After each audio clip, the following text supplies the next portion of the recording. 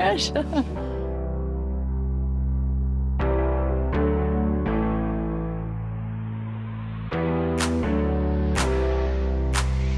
I think the first thing I ever did was ballet, changed from that into athletics, which was much more up my alley. I was pretty good at it, but I didn't like the fact that it was an individual sport. And at that point, I was playing a lot of football in the backyard with my brother and the boys around the neighbourhood. My brother had just signed up to a club and I'd follow him down there, and while he was training, I would kick a ball on the sidelines. And eventually they sort of threw me into the under 6 or 7 team there with the boys, and I loved it. Fell in love with it, and then just naturally I knew that this was where I was going to be, this is where I belonged.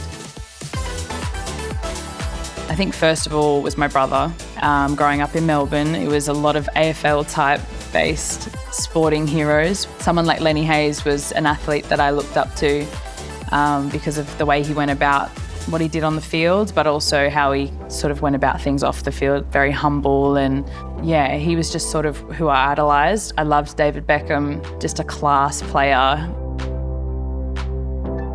I think more about the decision where I was told about the representative team to leaving my club team with the boys, where I was sort of comfortable and I loved it and I was enjoying it, and then there was this huge step up to a completely different world that I didn't really understand. But if I think back now, that's the catalyst for the rest of my life, really. That first representative team was what sort of made my football career. And there was a moment there where I was saying to my dad, absolutely not, I don't want to do it. And it was scary. I didn't know what I was going into. It was a completely foreign world to me. But if I hadn't been brave enough to say yes, and I'd sort of gone down the other path and just stayed sort of in my comfort zone with what I knew to be, fun and okay, then my life could have been very different. I might not have been the footballer I am today. It's a powerful thing to say yes when you're scared sometimes, and it can lead to so many incredible things.